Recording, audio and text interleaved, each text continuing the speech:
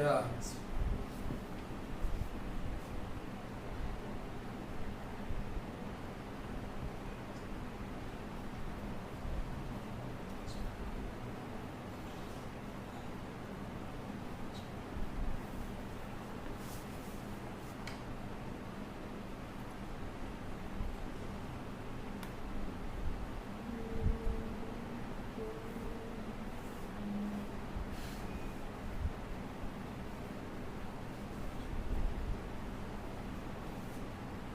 لا حول ولا قوة إلا بالله العلي العظيم.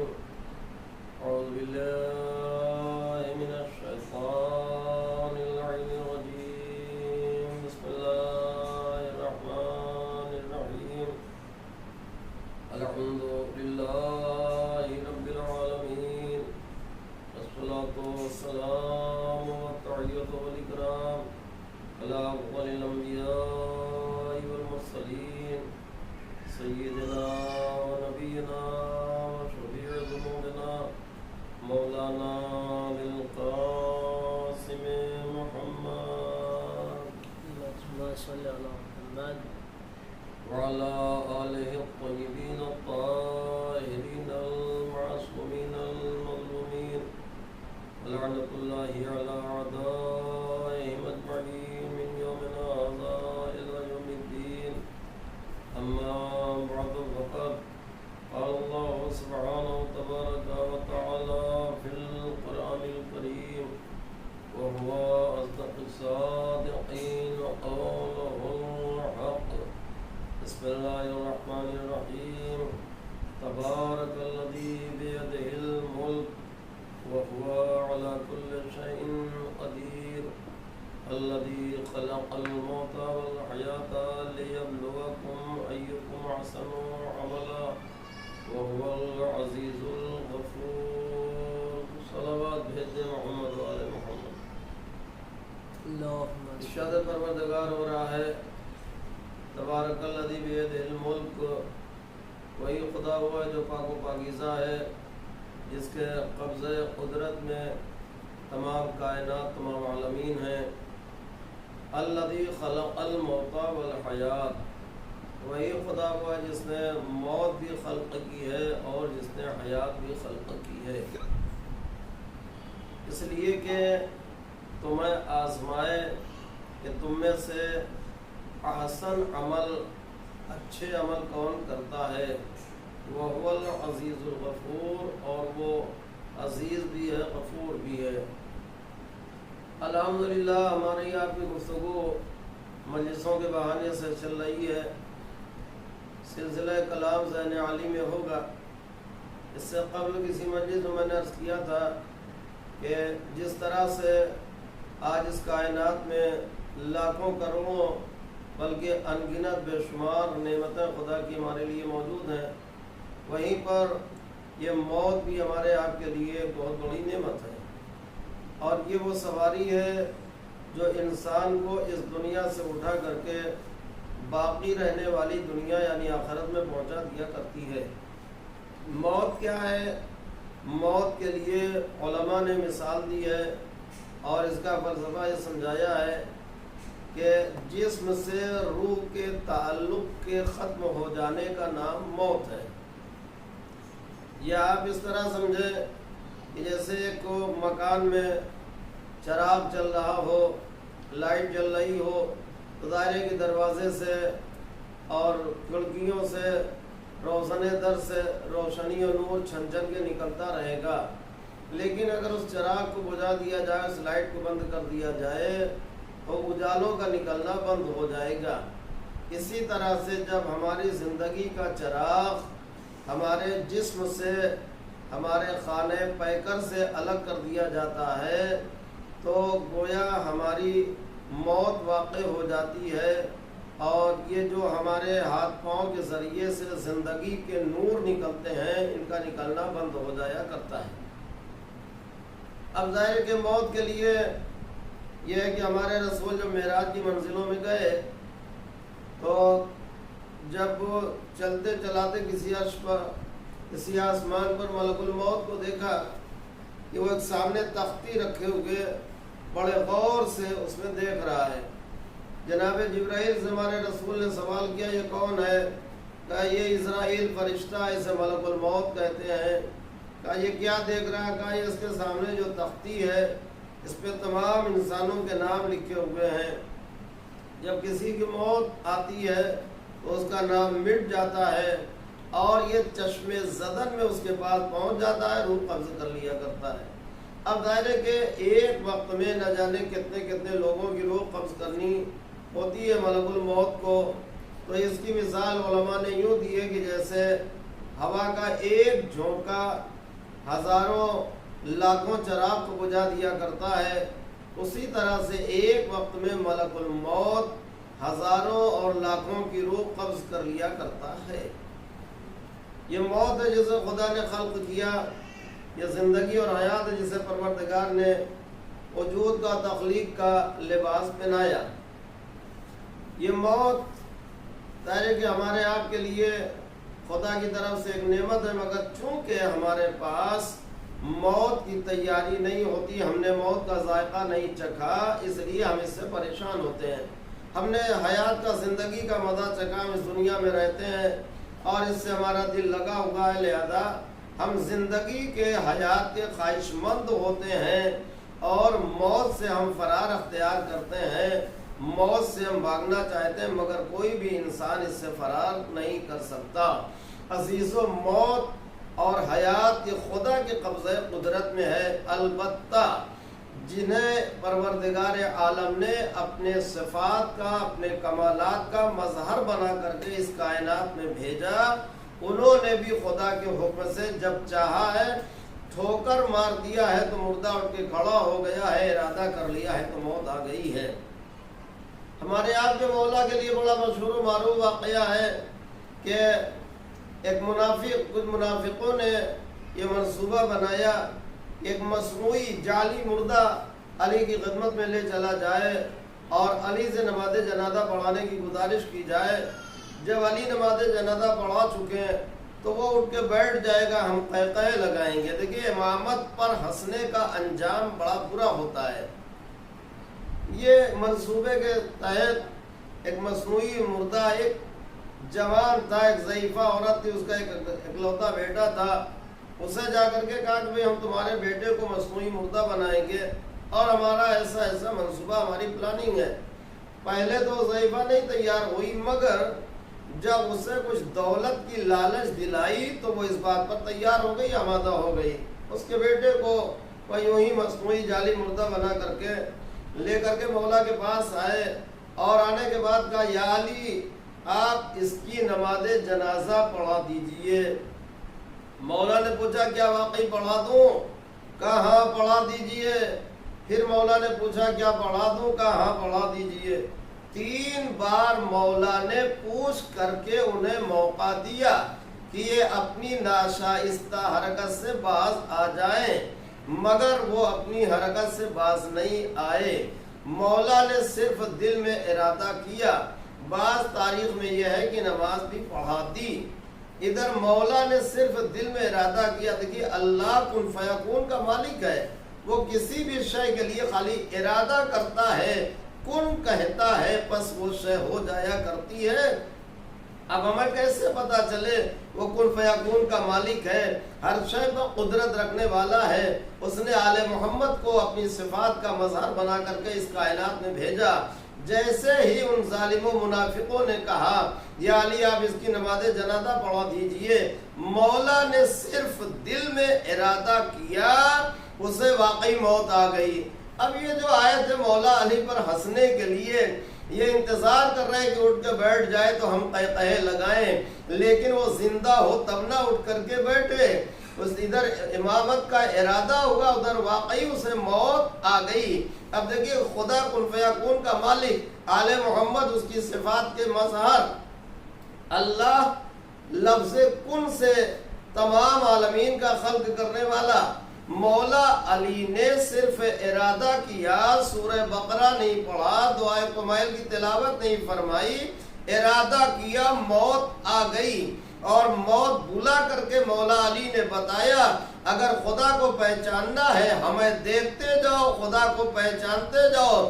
جب پیدا ہوئے بندے اتنے اختیار کے مالک ہیں تو پیدا کرنے والا خدا کتنا صاحب قدرت و اختیار ہوگا۔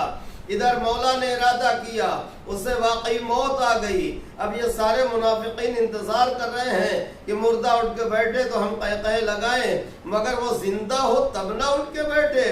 اب جب دیکھا کہ واقعی مردہ ہو گیا، اسے مردہ دیکھ کر کے یہ سب بھی آدھے مردہ ہو گئے۔ اب پریشان کیا کریں؟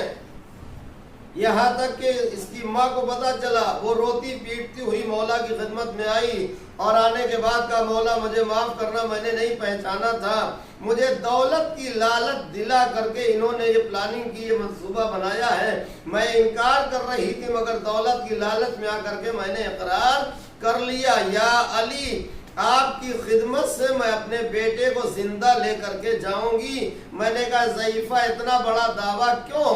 عجب نہیں وہ ضعیفہ آواز دے جس علی کی دشمنی کسی مصنوعی مردے کو واقعی مردہ بنا سکتی ہے، یعنی زندے کو مردہ بنا سکتی ہے، اس علی کی محبت مردے کو زندہ بھی بنا سکتی ہے۔ ادھر مولا نے قدموں کی ٹھوکر ماری، مردہ اٹھ کے کھڑا ہو گیا۔ علی کے اس عمل نے بتایا علی خالی ابو طالب کے لال کا نام نہیں ہے بلکہ اس ذات گرامی کا نام ہے کہ اگر ارادہ کر لے تو موت آ جائے، ٹھوکر مار دے تو زندگی پلٹ جایا کرتی ہے۔ ایک صلوات بھیج دیں محمد والے محمد۔ اللہم صلی علی۔ یہ ہے اہل بیت عزیزو جنہیں پروردگار نے اپنی صفات کا مظہر، اپنے کمالات کا مظہر بنا کر کے اس کائنات میں بھیجا۔ یہ مولا علی تھے جنہوں نے قدموں کی ٹھوکر سے مردے کو جلایا۔ اسی طرح سے اللہ نے ان کے بیٹے امام حسین علیہ السلام کو، بلکہ ہر بیٹے کو، ہر امام کو پروردگار نے اتنا اختیار دے رکھا ہے کہ جب انہوں نے چاہا ہے مردوں کو جلا دیا ہے، کبھی قدموں کی ٹھوکر سے جلایا ہے، کبھی انگلی کے اشارے سے جلایا ہے۔ آقائے محمد مہدی مازندرانی نے کتاب لکھی ہے معالع السبتین، اس میں امام حسین علیہ السلام کی فضیلت لکھی ہے۔ یحییٰ ابن ام الطویل نامی شخص کہتا ہے کہ میں مولا کی بارگاہ میں مولا کی خدمت میں بیٹھا ہوا تھا کہ ایک نوجوان روتا ہوا آیا۔ آنے کے بعد اس نے امام کو خاص طریقے سے سلام کیا۔ امام نے رونے کا سبب پوچھا، کہا مولا میری ماں آپ کی محبہ تھی، آپ کی چاہنے والی تھی، دنیا سے چلی گئی ہے، وہ موت پا چکی ہے، انتقال کر چکی ہے۔ امام نے کہا کیا رونے کا بس یہی سبب ہے؟ کہا ہاں مولا، ایک تو ماں کا داغ دل پر، دوسرے یہ کہ ماں نے میری کوئی وصیت نہیں کی ہے، نہیں بتایا کہاں پر کتنا مال رکھا ہوا ہے۔ یہ سن کر کے اس جوان نے کہا کہ مولا میری ماں نے البتہ اتنا کہا تھا جب مجھے موت آ جائے تو سب سے پہلے فرزند رسول حسین ابن علی کو اطلاع کر دینا، لہذا مولا میں آپ کو اطلاع کرنے کے لیے آیا ہوں۔ اور یحییٰ ابن ام الطویل کہتا ہے کہ فرزند رسول نے ہم سے کہا چلو اس مرحومہ کے جنازے پر چلتے ہیں۔ ہمیں لے کر کے آئے اور جیسے ہی اس کے جنازے پر پہنچے انگلی کا اشارہ کیا، وہ کلمہ شہادتین پڑھتی ہوئی اٹھ کے بیٹھ گئی۔ مولا کو دیکھا، مولا کو دیکھ کر کے سلام کیا۔ مولا نے فرمایا شاید تجھے ملک الموت نے اجازت نہیں دی، تو وصیت نہیں کر سکی ہے، لہذا اب جو تجھے وصیت کرنا ہو کر لے، کہاں پہ تو نے کتنا مال رکھا ہے اپنے بیٹے کو بتا دے۔ غرض کہ اس نے وصیتیں کی اور کہا مولا میرا اتنا مال فلاں جگہ رکھا ہوا ہے، اس میں سے 1/3 1/3 آپ کا ہے، آپ جہاں چاہے جیسے چاہے استعمال کر سکتے ہیں، اور 2/3 حصہ میرے اس بیٹے کا ہے، مگر شرط یہ ہے کہ آپ اس کے محب اہل بیت ہونے کی سند ثبوت دیں تو وہ میرا مال اس کا ہو سکتا ہے، لیکن اگر اس کے محب اہل بیت کی آپ سند نہیں دے رہے ہیں، آپ دلیل ثبوت نہیں دے رہے ہیں، تو میرا مال اسے 1 پیسہ بھی نہیں مل سکتا ہے۔ اس نے وصیت کی، اپنا مال بتایا، اور اس کے بعد امام کا اشارہ پا کے پھر وہ دوبارہ مردہ ہو جاتی ہے، بستر پر لیٹ جاتی ہے۔ تو عزیزان گرامی دیکھا آپ نے حسین اس ذات گرامی کا نام ہے کہ اگر انگلی کا اشارہ کر دیتے ہیں تو مردہ زندہ ہو کر کے اٹھ کے بیٹھ جایا کرتا ہے۔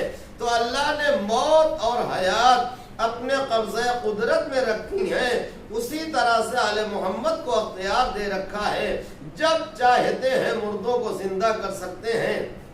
اور ان کی محبت تو وہ ہے کہ کسی کو مرنے نہیں دیتی ہے۔ خطیب اعظم کا جملہ ہے، اہل بیت کا چاہنے والا مر نہیں جاتا ہے، مر کے جایا کرتا ہے، یعنی وہ مردہ نہیں ہوا کرتا ہے، زندہ رہتا ہے۔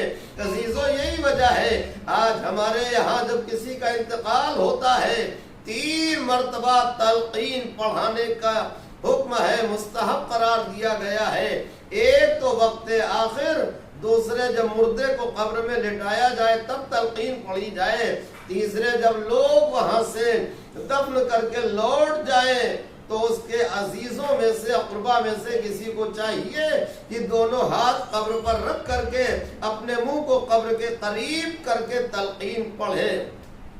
اگر کوئی خود نہیں پڑھ سکتا ہے تو کسی اور سے پڑھوا سکتا ہے۔ عزیزو ہمارے یہاں ہوتا یہی ہے، مردے کو قبر میں لٹایا گیا، اس قبر میں اترنے والا داہنے ہاتھ سے اس کا داہنا شانہ، بائیں ہاتھ سے بایاں شانہ پکڑتا ہے، پڑھنے والا تلقین پڑھتا ہے، اسمع افہم، اسمع افہم، سن اور سمجھ۔ دیکھیں یہ معصومین کا قول ہے، معصوم کا حکم ہے۔ معصوم کا کوئی بھی حکم کبھی مہمل نہیں ہوتا ہے، بیجا نہیں ہوا کرتا ہے۔ امام نے، معصوم نے حکم دے کر کے بتایا۔ آج ہم تلقین پڑھ کے دنیا کو متوجہ کرتے ہیں، اہل بیت کا چاہنے والا مر نہیں جاتا ہے، مر کے جایا کرتا ہے، یہ زندہ رہا کرتا ہے۔ اسی لیے تو ہم اس سے کہتے ہیں اسمع افہم، سن اور سمجھ۔ اگر یہ سنتا سمجھتا نہیں ہے تو پھر کیوں یہ تلقین پڑھی جاتی ہے؟ عزیزو تلقین پڑھ کے ہم دنیا کو چیلنج کرتے ہیں، اہل بیت کے چاہنے والے کبھی مردہ نہیں ہوا کرتے ہیں۔ تلقین پڑھی گئی، تلقین پڑھنے کے بعد مردے کو قبر میں لٹایا ہوا ہے، اور اس کے بعد لا کر کے الگ الگ جگہوں پر الگ الگ اصول ہوتا ہے۔ کئی پتھر رکھے جاتے ہیں، کئی لکڑی کے پاٹیے رکھے جاتے ہیں، تو اس کے بعد پھر باقاعدہ چٹائی یا پلاسٹک بچھائی جاتی ہے، اور اس کے بعد مٹی ڈال دی جاتی ہے۔ یعنی 3 پردے ہو گئے، ایک پتھر کا پردہ ہو گیا، ایک پلاسٹک یا چٹائی کا پردہ ہو گیا، تیسرا مٹی کا پردہ ہو گیا۔ قبر تیار ہو گئی، پھر ایک شخص سرانے بیٹھ کے کہتا ہے اسمع افہم، اسمع افہم، سن اور سمجھ۔ یہ کوئی محمل عمل نہیں ہے عزیزو، تلقین پڑھ کے بتایا۔ اہل بیت کے چاہنے والے قبر میں پہنچ جاتے ہیں، مگر ان کا دماغ اتنا صحیح ہوتا ہے کہ انہیں تلقین پڑھائی جاتی ہے اسمع افہم کہہ کر کے۔ عزیزان گرامی، جب بعد موت امتی کا دماغ اتنا صحیح رہتا ہے کہ قبر میں اسے اسمع افہم پڑھایا جا رہا ہے، تو رسول کا دماغ گھر کے پرسکون ماحول میں بستر پر لیٹے ہوئے بخار سے کیسے متاثر ہو سکتا ہے؟ اور آپ نے غور فرمایا 3 پردے، ایک پردہ پتھر کا ہے، ایک پردہ پلاسٹک یا چٹائی کا ہے، ایک پردہ مٹی کا ہے۔ اب آپ دیکھیں 3 پردے ہیں۔ تلقین میں کیا پڑھایا جاتا ہے؟ ائمہ معصومین علیہ السلام کے اسماء گرامی پڑھائے جاتے ہیں۔ ہم اپنے اماموں کا نام اس مردے کو پڑھا کر کے بتاتے ہیں۔ علی اس ذات گرامی کا نام ہے کہ 3 پردے بھی اس کے نام کو روک نہیں سکتے ہیں۔ تو جب علی کے نام کو 3 پردے نہیں روک سکتے ہیں تو علی کے کام کو دنیا کی کون طاقت روک سکتی ہے؟ عزیزو یہ ہے اہل بیت، جنہیں پروردگار نے اپنے اختیارات و کمالات کا مظہر بنا کر کے اس کائنات میں بھیجا ہے۔ ان کی محبت کبھی بھی کسی کو مرنے نہیں دیتی ہے۔ آپ دیکھیں، میں آپ کو ایک کتاب بنی پریکٹیکل ایک واقعہ بتائے دیتا ہوں۔ ہمارے وطن کے قریب ایک شہر جونپور ہے، وہاں جب گاڑی کی پٹری بچھائی جانے لگی تو راستے میں قبرستان پڑا۔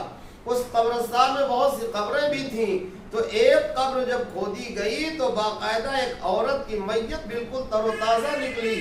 تمام لوگ آئے دیکھنے کے لیے، اور ان تمام لوگوں میں ایک شخص بوڑھا ضعیف العمر آیا۔ آنے کے بعد جب اس نے اس میت کو دیکھا تو زاروں قطار رونے لگا۔ لوگوں نے پوچھا کہ بھائی تیرے رونے کا سبب کیا ہے؟ اس نے بتایا کہ یہ میری زوجہ ہے، جو اتنے وقت پہلے میں نے جسے دفن کیا ہے، آج بھی اس کی میت قبر میں تر و تازہ ہے۔ لوگوں نے اس سے پوچھا کہ اس کا کون سا عمل تھا کہ اس کی میت آج تک تر و تازہ قبر میں بنی ہوئی ہے؟ اس نے بتایا کہ مجھ میں ازدواج کی صلاحیت نہیں تھی، یہ میری شریکہ زندگی، جب اسے خواہشات نفس پریشان کرتے تھے تو یہ مصلی بچھا کر کے خدا کی عبادت کیا کرتی تھی۔ اس عمل کی بنا پر آج پروردگار نے اس کے جسم کو بھی تر و تازہ رکھا ہے۔ تو عزیزو یاد رکھیں، اہل بیت کی محبت، آل محمد کی مودت کسی کو مرنے نہیں دیتی ہے۔ بہت سارے واقعات ایسے تاریخ میں بھرے پڑے ہوئے ہیں۔ میں آپ کو ایک عالم دین شیخ ابو جعفر علیہ الرحمہ کا واقعہ آپ کی خدمت میں عرض کروں۔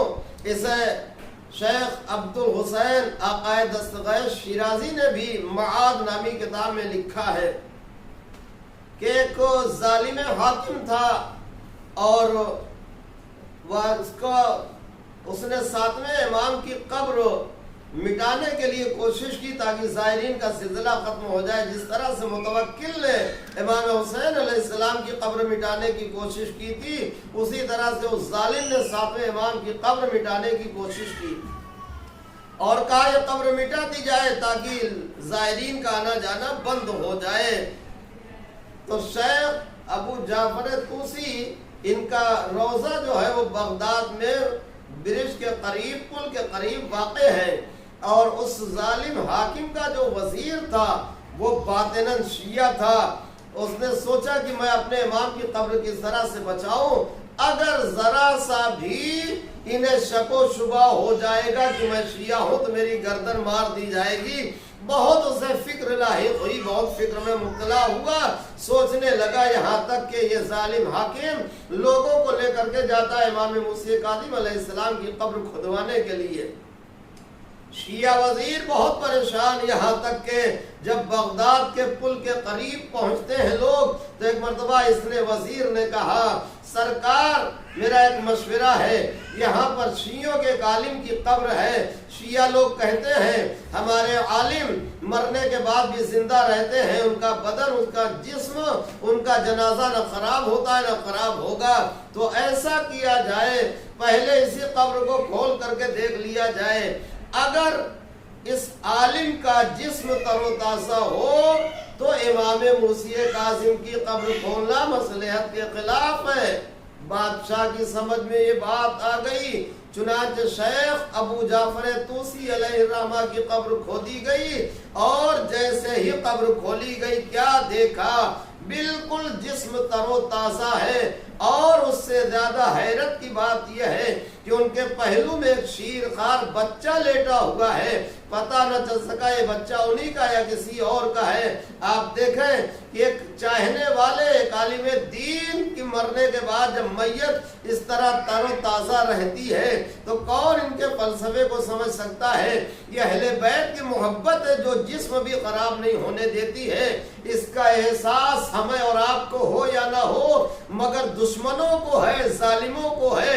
اسی لیے تو جناب حجر کی قبر بھی کھودنے کے لیے کوشش کی گئی، انہیں یقین تھا کہ ان کا جنازہ خراب نہیں ہوگا، لہذا قبر کھودی گئی۔ لیکن عزیزان گرامی، برسوں کیا صدیوں کے بعد جناب حجر کی میت تر و تازہ دنیا کو آواز دے رہی ہے۔ اہل بیت کی محبت کسی کو فنا نہیں ہونے دیتی، مرنے نہیں دیتی ہے۔ اور عزیزو، آخری بات وہیں سے ربط مسائل، جناب حجر کا نام کون شیعہ کون محب اہل بیت نہیں جانتا ہے۔ کربلا کے میدان میں صبح عاشورہ امام کی طرف آئے اور اس کے بعد امام سے اجازت لے کر کے میدان جہاد میں آئے، شہادت کے درجے پر فائز ہوئے۔ ان کی پیشانی پر ایک زخم لگ گیا تھا، اس پیشانی کے زخم سے خون برابر بہ رہا تھا۔ امام مظلوم نے کیا کیا، اپنی مادر گرامی کے دست مبارک کا بنا ہوا رومال جیب سے نکالا، پیشانی پر باندھ دیا تاکہ یہ بہتا ہوا خون رک جائے۔ خون رک گیا، یہاں تک کہ جناب حر کے قبیلے بنی ریاح نے جناب حر کا لاشا لے جا کر کے دفن کر دیا۔ کئی صدی کے بعد ایران میں خاندان تھا صفوی، اس صفوی خاندان میں ایک بادشاہ تھا اسماعیل صفوی۔ جب اسے یہ پتا چلا کہ جناب حر کی پیشانی پر امام نے رومال باندھا ہے تو اس نے سوچا بادشاہ ہے، سارے اختیارات اس کے قبضے میں ہیں، سوچا وہ رومال کھول کر کے میں لے لوں تاکہ اپنے ساتھ کفن میں رکھا لوں تبرک کے طور پر۔ کچھ لوگوں کو لے کر کے آیا اور اس کے بعد جناب حر کی قبر کھودنے کا حکم دیتا ہے۔ قبر کھودی گئی، یہاں تک کہ جیسے ہی قبر کھولی گئی کیا دیکھا، میت اس طرح سے تر و تازہ ہے، لگتا یہ ہے کہ بنی ریاح نے آج ہی جناب حر کے جنازے کو دفن کیا ہے۔ اسماعیل صفوی نے رومال کھول لیا، لیکن عزیزو جیسے ہی رومال کھولا پیشانی کے زخم سے خون کا فوارہ اس طرح سے ابلا، ایک سے ایک دبیز کپڑے لا کے رکھے گئے مگر خون کو نہیں رکنا تھا، نہیں رکا، یہاں تک کہ مجبور ہو گیا، مجبور ہو کر کے پھر مولا کا باندھا ہوا رومال جناب حر کی پیشانی پر باندھ دیا۔ عزیزو خون کے فوارے نے ابل کر کے بتایا آل محمد کا دیا ہوا تحفہ دنیا کی کوئی طاقت چھین نہیں سکتی ہے۔ کسی نے بڑے خوبصورت 4 مصرے کہے ہیں کہ زہرا کی امانت میں خیانت جو کرے گا، زہرا کی امانت میں خیانت جو کرے گا، احساس ندامت کے سوا کچھ نہ ملے گا، احساس ندامت کے سوا کچھ نہ ملے گا۔ رومال جدا کیسے ہو پیشانی حر سے، رومال جدا کیسے ہو پیشانی حر سے، جس نے اسے باندھا ہے اسی سے ہی کھلے گا۔ یہ ہمارے آپ کے مولا کا دیا ہوا تحفہ۔ عزیزو آپ نے ملاحظہ فرمایا اہل بیت کی محبت ایسی شے ہے، ایسی عظیم دولت ہے، ایسی اکسیر ہے کہ انسان کو کبھی مرنے نہیں دیتی ہے۔ عزیزو وہ یہ ہے کہ سچی محبت ہونا چاہیے، اور یقیناً سچی محبت ہوتی ہے جو ان کے مصائب کو سن کر کے انسان کی آنکھ میں، عزاداروں کی آنکھوں میں آنسو آ جاتے ہیں۔ یاد رکھیں آپ، دنیا کا کوئی بھی انسان ہنسی تو جھوٹی ہنس سکتا ہے مگر آنسو کبھی جھوٹے نہیں بہا سکتا۔ یہ حسین کی غربت، حسین کی مظلومیت ہے کہ نام حسین سنتے ہی آنکھوں میں آنسو آ جایا کرتے ہیں، دل تڑپنے لگتا ہے۔ عزادارو ہمارے جیسے طالب علم کی زبان میں اثر نہیں ہے مگر حسین کی غربت میں اتنا اثر ہے، حسین کی مظلومیت میں اتنی تاثیر ہے کہ کلیجہ تڑپ جاتا ہے، آنکھوں میں آنسو آ جاتے ہیں۔ عزادارو اس سے قبل میں نے ایک روز مجلس میں عرض کیا تھا، فاطمہ کا لال زخمی ہو کر کے گھوڑے سے زمین کربلا پہ آیا اور حسین کی حالت یہ تھی پتہ نہیں چل رہا تھا حسین زندہ ہے یا دنیا سے جا چکے ہیں۔ ایک مرتبہ شمر سا ظالم کہتا ہے، میں ابھی اس کا اندازہ لگائے لیتا ہوں، یہ کہہ کے ظالم نے آواز دی، اے میری فوج والو، ارے آگے بڑھ کر کے زینب کی چادر چھین لو۔ وہ یہ جملہ سننا تھا، غیرت دار حسین نے جسم کی طاقت سمیٹی، ارے گھٹنوں کے بل زمین کربلا پہ چلے، اے شمر ارے میری زندگی میں زینب کی چادر نہ لوٹنا۔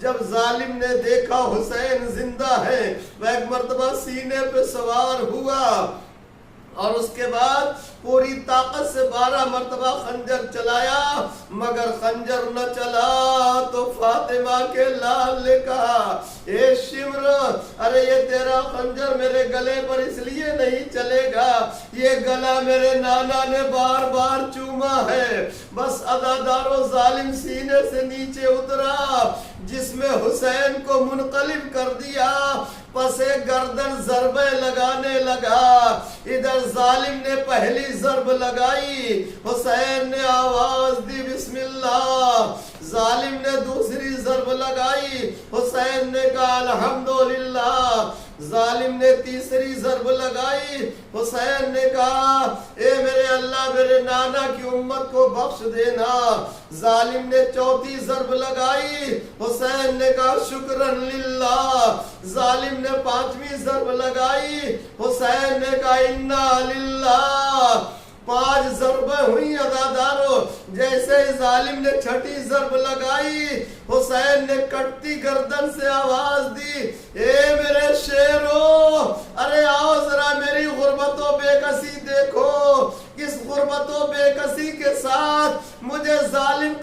کر رہا ہے۔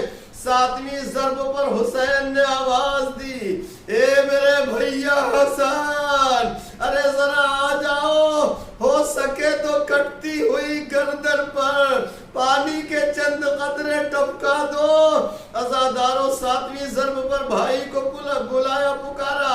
8ویں ضرب ادھر ظالم نے لگائی۔ حسین نے آواز دی، اینا اینا ولدی علی اکبر، اے میرے لال علی اکبر، ارے ذرا آؤ باپ کی بے کسی دیکھو۔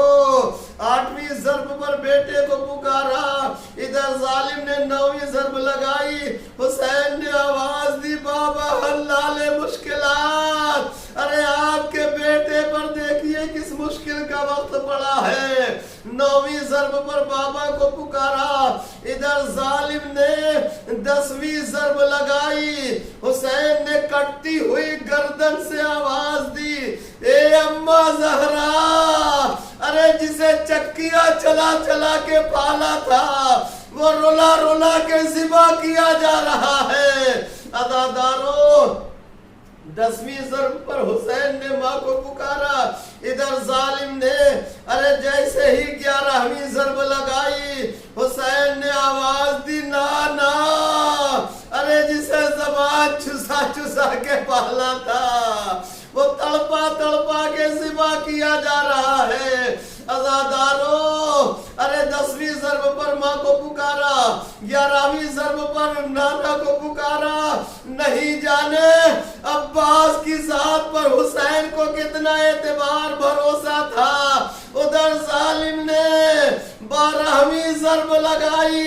حسین نے جسم کی طاقت سمیٹی، آواز دی، بھیا عباس، ارے تیرا آقا رولا رولا کے ذبح کیا جا رہا ہے۔ اے بھیا، ارے ذرا فرات کی ترائی سے اٹھ کے آ جاؤ، اپنے آقا کی مظلومیت دیکھو، کس مظلومی کے ساتھ مجھے ذبح کیا جا رہا ہے۔